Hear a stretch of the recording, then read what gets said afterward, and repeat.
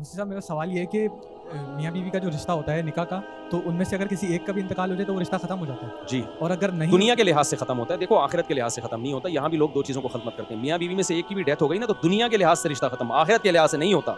आखिरत में मिलेंगे एक दूसरे, तभी उनके लिए दुआएं भी मांगनी चाहिए। हाँ, दुनिया के लिहाज से खत्म होता है। इसकी दलील यही है कि अगर आपकी बीवी मर जाए तो आप उसकी बहन से शादी कर सकते हो। अगर रिश्ता खत्म ना होता तो उसकी बहन से शादी हलाल थोड़ी होती, आप तो तभी तो इजाजत है उसको। इसी तरह आप मर गए तो इद्दत के बाद बीवी भी कहीं और निकाह कर सकती है। अगर वो दुनिया के लिहाज से रिश्ता बाकी है तो क्यों कर सकती है भाई वो? आप तो कब्र में उसके मियाँ हो आप, ठीक है ना। तो दुनिया के लिहाज से, दुनियावी हकाम के लिहाज से खत्म हो जाता है, आखिरत के हकाम से बाकी अच्छा मुफ्ती चले। साहब, लेकिन औरत अगर कहीं और शादी कर लेना तो फिर आखिरत के हकाम में भी वो रिश्ता खत्म हो जाता है। औरत को आखिरत में आखिरी वाला एंड वाला मियाँ मिलेगा, एंड में जो उसके साथ था। इरशाद। दूसरा सवाल मेरा ये है कि क्या सोने से जो है वो वजू टूट जाता है? जैसे अगर हमारी ऊँग आ गई, बैठे बैठे आंख लग गई हमारी, या हम काफ़ी देर के लिए भी अगर सो गए तो उससे क्या हमारा वजू टूट जाएगा? बैठे बैठे आंख लगने से वजू नहीं टूटता, लेट के सोने से वजू टूटता है, या आप सजदे में ऐसे कि बिल्कुल ही बिछ गए ज़मीन पे तो वजू टूट गया आपका। जैसे होता है ना, सजदे में सोते सोते बिल्कुल ही बिछ गए, मर्द जिस तरह से सजदा करते हैं तो उसमें अगर आंख लग गई तो वजू नहीं टूटता, क्योंकि पूरा ज़मीन पे बिछे नहीं होते आप। तो ख़वातीन जिस तरह सजदा करती हैं ना सिमट के, उनकी अगर सजदे में आंख लग गई तो क्योंकि वो पूरी गहरी नींद होती है फिर वो। तो सहाबा कराम जब नबी की नमाज में आते थे ना, ईशा की नमाज में, तो ईशा बहुत देर से होती थी, तो सफ़ों में ऊँग रहे होते थे। हज़रत उमर रज़ी अल्लाह ताला ने एक दफ़ा आवाज़ लगाई, नामतिन निसाउ वस्सिबियान, औरतें बच्चे सो गए हैं। तो नबी ने उनको दोबारा वज़ू का हुक्म नहीं दिया, क्योंकि बैठे बैठे सोए थे सफ़ में, ठीक है ना। तो इसी तरह आप बैठे बैठे दोनों तशरीफ़ें आपकी ज़मीन पर टिकी हुई हों और आपको की आँख लग जाए तो आपका वज़ू नहीं टूटता।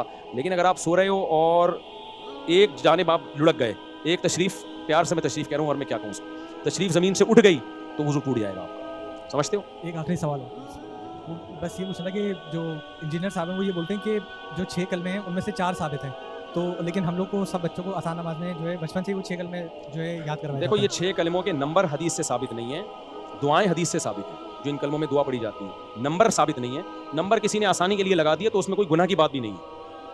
अब कलमा शहादत को दूसरा कलमा कह दिया तो क्या जा रहा है इसमें? हदीस में नहीं है कि ये दूसरा कलमा ना पहला कलमा। बात चीज़ें तालीम के लिए होती हैं, जब तालीम देने के लिए ना, याद कराने के लिए। जैसे तबलीग वालों ने कहा दिया 6 नंबर, ये 6 नंबर हदीस से थोड़ी साबित हैं, लेकिन इन नंबरों में जो कुछ बयान किया जा रहा है वो तो हदीस से साबित है ना। तो याद कराने के लिए उनको एक लिस्ट दे दी है। तो तालीम के लिए किसी को भी कोई नंबर दिया जा सकता है, उसमें कोई हर्ज नहीं है। इरशाद। नहीं, खुतबे के दौरान चंदा हराम है, नाजायज़ है भाई। खुतबे के दौरान कोई मूवमेंट, कोई हरकत जायज़ नहीं है, चंदा भी जायज़ नहीं है। यहाँ हो रहा होता है, नहीं, गलत हो, उनको मना करें। बैठे बैठे पूछने को, खड़े होना जरूरी नहीं है। जी, वालेकुम सलाम। काफ़ी अर्से से ख्वाहिश थी कि आपसे मुलाकात हो। जज़ाकल्लाह। मैंने रिक्वेस्ट भी की आपसे, आप 2 मिनट टाइम दीजिएगा हमें भी। जी, मेरा सवाल ये है कि सिगरेट का काम करना एज ए डिस्ट्रीब्यूटर, क्या वो किसका? जायज़ है? सिगरेट सिगरेट का काम करना एज ए डिस्ट्रीब्यूटर, क्या उसकी कमाई से बंदा नेक काम भी कर सकता है? जैसे मदारिस को चलाना, मसाजिद को बनाना, या अपने बीवी बच्चों को खर्च करना, क्या उसकी कमाई हलाल है या नाजायज़ है? जज़ाकल्लाह। सिगरेट की आमदन मकरूह नापसंदीदा है, हराम नहीं है। क्योंकि सिगरेट का जो तंबाकू है ना, वो सेहत के लिए नुकसानदेह, लेकिन फौरी और यकीनी नुकसान नहीं होता, उसका टाइम लगता है। ऐसे बहुत सारी चीज़ें ऐसी हैं जो हमारी सेहत को नुकसान देती हैं, लेकिन लॉन्ग टाइम में जाके। तो इसलिए हराम का जो जितनी हराम होगी तो उसका दर्जा उतना ही है।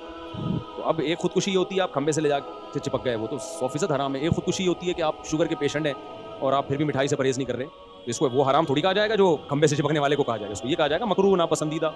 उलमा ने तो यहाँ तक लिखा है कि आपका पेट भर गया और आपको पता है मजीद एक निवाला खाऊंगा सेहत को फ़ायदा नहीं होगा, ये निवाला भी हराम है, लेकिन ये हराम उस दर्जे में नहीं है, कराहत है, नापसंदीदा के दर्जे में मकरूह है। तो ऐसे ही सिगरेट कोई अच्छी चीज़ नहीं है, नापसंदीदा है, मकरूह है, इसके बहुत सारे नुकसानात हैं, इसकी आमदन भी नापसंदीदा है, मकरूह है, हराम नहीं कह सकते हम उसको। हमारी राय यही है इस बारे में।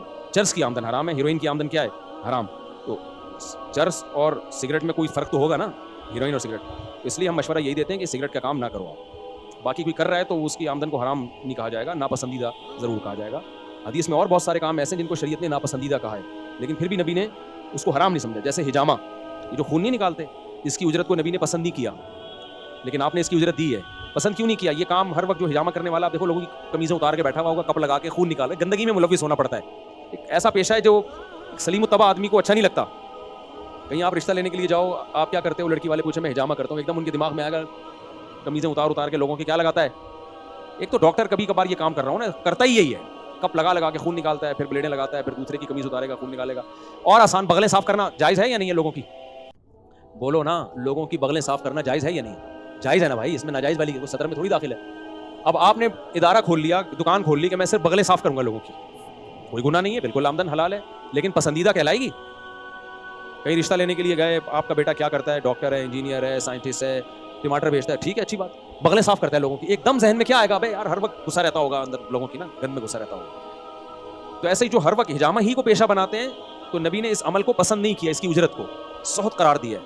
لیکن پھر بھی جس نے نبی کا حجامہ کیا آپ نے ان کو اجرت دی ہے. تو کچھ چیزیں حرام نہیں ہوتی لیکن وہ قابل تعریف نہیں ہوتی. اور آسان مثال دیکھو, لوگوں کے گٹر صاف کرنے والی کمائی جائز ہے یا نہیں ہے؟ اب آپ بن جاؤ, میں لوگوں کے گٹر صاف کروں گا جی, کماؤں گا, ٹھیک ہے بھائی جائز ہے. لیکن کوئی آپ سے مشورہ لے گا تو لوگ کیا کہیں گے, یار کوئی اور کام کیوں اپنے آپ کو لوگوں کے سامنے اتنا رسوا کر رہا ہے, کیونکہ گندگی تو اٹھا رہا ہے. اللہ نے انسان کو اشرف المخلوقات بنایا, عزت دار بنایا, تو کام بھی کون سے کرو, عزت والے. میں جب یہاں آیا نا تو کسی نے مجھے کہا ہمارے یہاں مردہ نہلا دو. میں نے کہا میں مردے نہلانے کا کام نہیں کرتا. میں مردے نہلانے کا کام, میں نے صرف اپنے والد کو غسل دوں گا, اپنے قریبی کوئی ریلیٹو ہوگا اس کو غسل دوں گا, یا اپنا دوست ہوگا نا جگری, اس کے باپ کو میں دوستی یاری میں غسل دے دوں گا. میں اس کو پروفیشن نہیں بناؤں. جائز ہے, میں یہ نہیں کہہ رہا جو مردوں کو غسل دیتے ہیں وہ غلط کرتے ہیں, لیکن بھائی میں نے کہا میں اپنے آپ کو کیوں, اللہ نے مجھے ٹوٹی پھوٹی عزت دی, میں اچھے خاندان میں پیدا کیا, میں اس قابل نہیں ہوں, میرے اعمال اس قابل نہیں ہے, لیکن میں اپنے آپ کو لوگوں میں کیوں ذلیل کروں بھائی, میں اپنی ویلیو لوگوں کی نظروں میں کیوں گراؤں. مردے نہلا کے جو مردہ ہو رہا ہے, تو ایک مولوی صاحب سے میں نے یہ کہہ دیا بھائی میں یہ کام نہیں کرتا, وہ غصے ہو گئے, کہ یہ ثواب نہیں ہے مردے نہلانا. میں نے کہا ثواب ہے تو جس کا باپ مرا ہے اس کے بیٹے کے لیے ثواب ہے یہ. کہہ رہے نہیں یہ تو انسانیت کی خدمت ہے. میں نے کہا بھائی انسانیت کی خدمت تو یہ بھی ہے کہ پھر آپ لوگوں کے کنویں بھی اٹھاؤ جا کے, کسی کا گٹر بند ہو جاتا ہے آپ جا کے صاف کرو. کہتے ہیں آپ کو تو وہ آتا نہیں. میں نے کہا میں سیکھ بھی بھنگیوں سے سیکھ سکتا ہوں میں یہ کام, میں کیوں مردے نہلاؤں بھائی لوگوں کے لے جا کے. انہوں نے کہا نہیں یہ سنت طریقے کے مطابق لوگوں کو نہلانا آتا نہیں ہے اس لیے آپ نہلائیں. تو میں نے کہا سنت طریقے کے مطابق نہلانا آتا نہیں ہے تو میں نہلانا سکھانا میری ذمہ داری ہے. کوئی میرے پاس آئے کہ میں نے مردہ نہلانا ہے, سنت طریقہ کیا ہے میں اس کو بتا دوں گا, یہ میرا کام ہے, نہلانا میرا کام نہیں ہے. اس کی مثال ایسے ہے جیسے آپ پہ غسل فرض ہوا, آپ کی شادی تھی, صبح آپ نے غسل کرنا تھا, رخصتی ہو گئی, اب صبح آپ نے غسل کرنا ہے. اب آپ کو غسل فرض کیسے کیا جاتا ہے آپ کو آتا نہیں ہے, آپ مجھے فون کر کے فرض غسل کا طریقہ پوچھو گے, میں آپ کو طریقہ بتاؤں گا, یہ میری شرعی ذمہ داری ہے. لیکن اگر آپ کو آ کے مجھے نہلا بھی دیں تو میں نہلاؤں گا آپ کو. آپ 1 کروڑ روپے بھی دو گے نا, صاحب سنت کے مطابق مجھے نہلا دیں, اور میں نے یہاں سے یہاں تک وہ باندھا ہوا ہے سطر نظر نہیں آئے گا, میں پھر بھی نہیں نہلاؤں گا. چاہے 1 کروڑ کیا 10 کروڑ بھی دو, میں کہوں گا بھائی میری 2 ٹکے کی عزت نہیں رہے گی, آج اس کو نہلانے جا رہا ہوں آج اس کو. تو ایسے ہی جب مر جائے گا تو میں کیوں نہلاؤں بھائی, جو اس کی اولاد ہے وہ نہلائے نا اس کو. اگر اس کو سنت طریقہ نہیں آتا تو سنت طریقہ بتا دوں گا میں.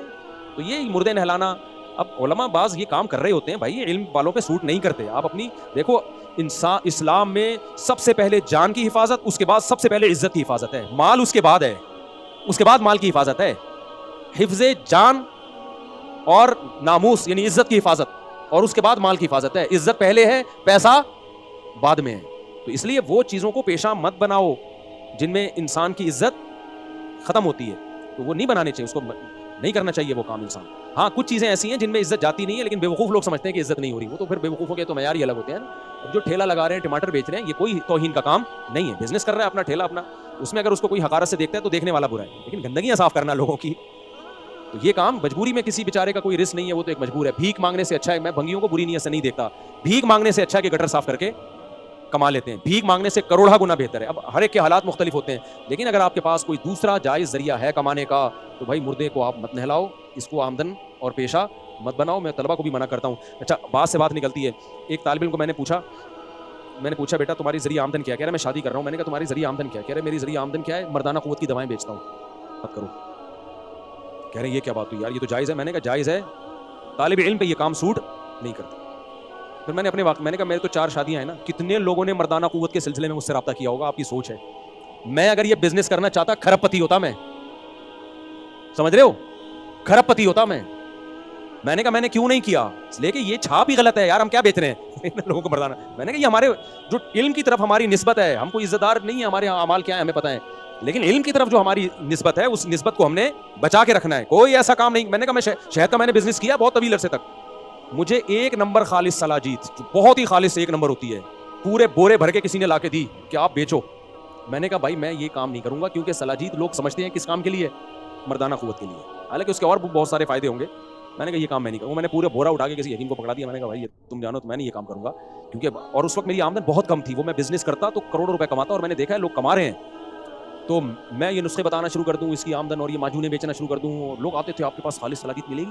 میں نے کہا نہیں بھائی میرے پاس. کہہ رہے ہیں آپ کی اتنی شادیاں پھر کیسے ہیں؟ میں نے کہا روٹی پراٹھے سے چل رہا ہوں بھائی.